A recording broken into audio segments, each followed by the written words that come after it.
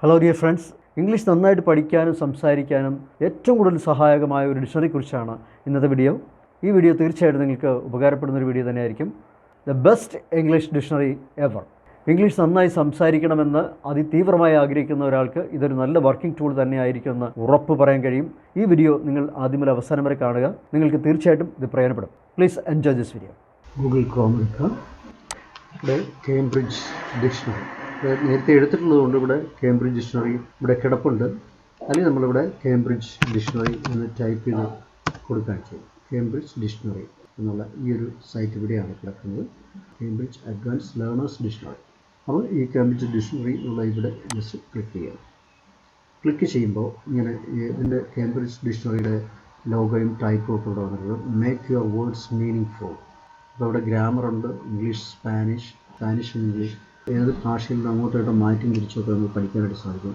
Dictionary ഉണ്ട്, translate ഉണ്ട്, grammar, thesaurus plus.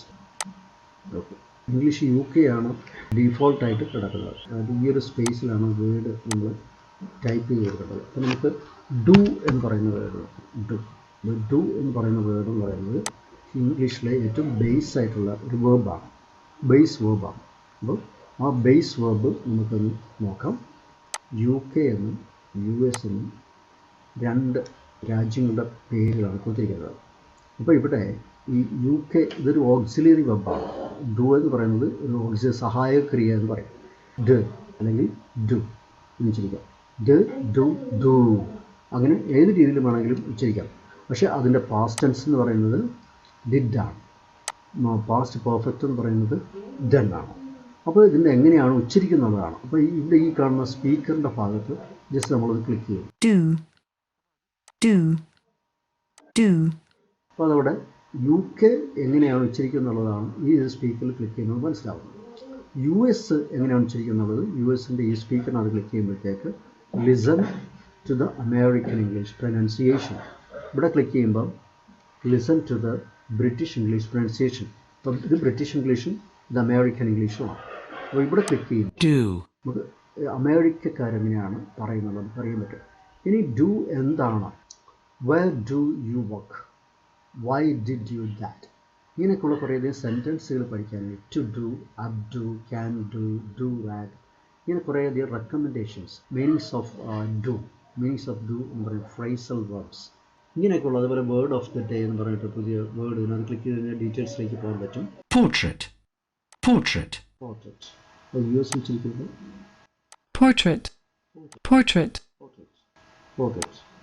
അപ്പോൾ അതേപോലെ തന്നെ ഒരുപാട് വാക്കുകൾ നമുക്കിവിടെ നോളജ്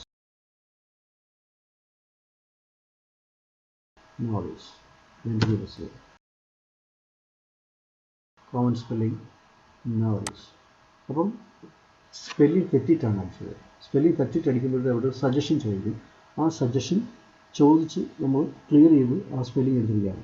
ഞാനിവിടെ കൊടുത്ത് തെറ്റായ സ്പെല്ലിംഗ് ആയിരുന്നു, ഇതാണ് ശരിയായ സ്പെല്ലിംഗ്. അപ്പോൾ സ്പെല്ലിംഗ് പോലും കറക്റ്റ് തന്നിട്ട് നമുക്ക് സജഷൻ തന്നിട്ട് നമുക്ക് ഇത് ശരിയാക്കി കാണിക്കുകയും ചെയ്യുന്നുണ്ട്.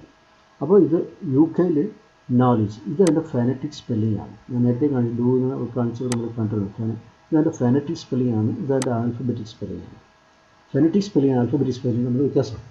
ഇത് സൈനും സിമ്പിൾസ് ഉപയോഗിച്ചിട്ടാണ് പ്രാക്ടീസ് ചെയ്യുന്നത്. സൈനും സിമ്പിൾസ്, ഇത് സൈനും സിമ്പിൾസ്. നോളജ് ഇതെങ്ങനെയാണ് വെച്ചിരിക്കുന്നത്, നോളജ്. എന്തായാലും നിങ്ങളെല്ലാവരും ഈ ഡിക്ഷണറി വളരെ നന്നായി പരിശീലിക്കുക. വളരെ മനോഹരമായ ഒരു ഡിക്ഷണറിയാണ്. ഇതേപോലെ എന്ത് വാക്കുകളുണ്ടെങ്കിലും നിങ്ങൾക്കിത് പഠിക്കാനായിട്ട് ഉപയോഗിക്കാം. നോളജ് പോലെ തന്നെ ലാംഗ്വേജ് ഞാൻ ലാംഗ്വേജ് എന്നാണ് ചോദിച്ചപ്പോൾ ലാംഗ്വേജ് ഇവിടെ വന്നിട്ടുണ്ട്. ലാംഗ്വേജ് നമ്മൾ ക്ലിക്ക് ചെയ്യുന്നു. അപ്പോൾ ലാംഗ്വേജ് വന്നിട്ടുണ്ട്.